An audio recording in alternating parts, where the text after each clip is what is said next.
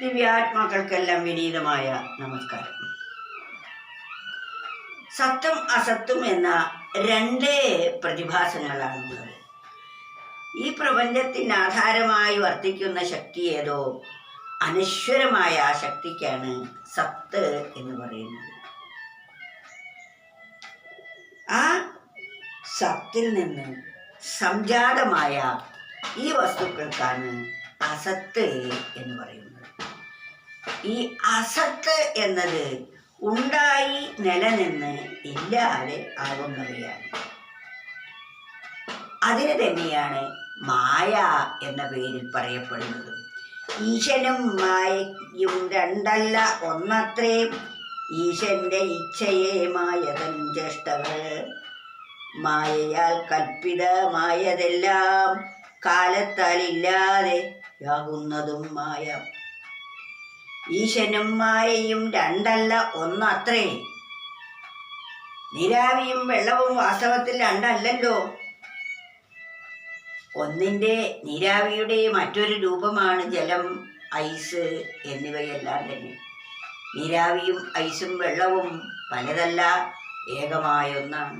അതുപോലെ ഈശൻ എന്ന് പറയുന്ന ആ പരമാത്മാവും അതിൽ നിന്നുണ്ടായ അതിൻ്റെ രൂപാന്തരമായിരിക്കുന്ന ഈ പ്രപഞ്ചവും വാസ്തവത്തിൽ രണ്ടല്ല. അതാണ് ഈശനും മായയും രണ്ടല്ല ഒന്നാണ്. ഒന്ന് ഇന്ദ്രിയങ്ങളെ കൊണ്ട് അറിയപ്പെടാറായി തീരലാണ് ഈ പ്രപഞ്ചം. ശബ്ദസ്പർശ രൂപരസഗന്ധങ്ങളിൽ കൂടി അറിയപ്പെടുന്നതാണ് ഈ പ്രപഞ്ച പ്രതിഭാസങ്ങളെല്ലാം തന്നെ. എന്നാൽ അതിനെയോ ഒരിന്ദ്രിയം കൊണ്ടും അറിയപ്പെടാൻ കഴിയില്ല. അതിനെ നമ്മൾ ബോധിക്കുന്നു ഇതിലൂടെ. വെളിച്ചത്തിലൂടെ നമ്മൾ വൈദ്യുതിയെ ബോധിക്കുന്നത് പോലെ നമ്മൾ കാണുന്നത് വൈദ്യുതിയെ അല്ല, വെളിച്ചത്തെയാണ് കാണുന്നത്. എന്നാൽ വെളിച്ചവും കാണുന്നില്ല, വെളിച്ചത്തിൻ്റെ സാന്നിധ്യത്തിൽ വസ്തുക്കളെ കാണുന്നു. നാം കാണുന്നത് വെളിച്ചമല്ല, സൂര്യപ്രകാശമല്ല നമ്മൾ കാണുന്നത്. സൂര്യപ്രകാശത്തിൻ്റെ സാന്നിധ്യത്തിൽ വസ്തുക്കളെയാണ് കാണുന്നത്. പ്രകാശം കണ്ണിന് കാണാൻ കഴിയാത്തതാണ്. അതുപോലെ നമ്മൾ ബൾബ് വയ്ക്കുമ്പോൾ വൈദ്യുതി വെളിച്ചമായി മാറുമ്പോൾ വെളിച്ചമല്ല കാണുന്നത്, വെളിച്ചത്തിൻ്റെ സാന്നിധ്യത്തിൽ വസ്തുക്കളെ കാണുന്നു.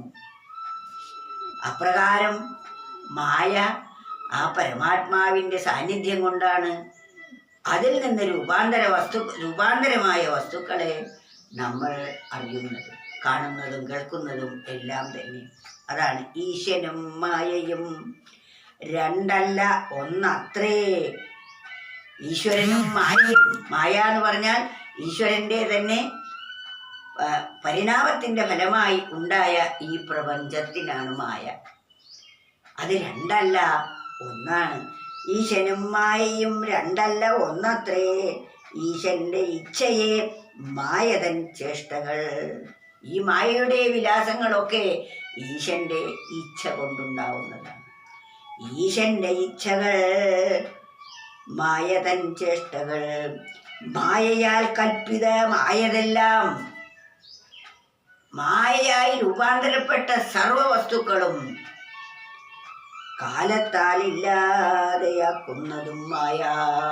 കാലം കൊണ്ട് ഈ വസ്തുക്കളെയൊക്കെ സൂക്ഷ്മരൂപത്തിലേക്ക് മാറ്റുന്നതും മായയുടെ വിലാസമാണ്. അത് മാറ്റുന്ന പ്രക്രിയയും മായയ്ക്കുള്ളതാണ്.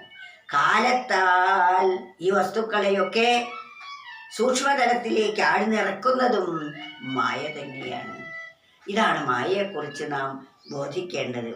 ഈശനും മായയും രണ്ടല്ല ഒന്നത്രേ, ഈശന്റെ ഇച്ഛയെ മായതൻ ചേഷ്ടകൾ, മായയാൽ കൽപ്പിതമായതെല്ലാം കാലത്താൽ ഇല്ലാതെയാക്കുന്നതും മായ.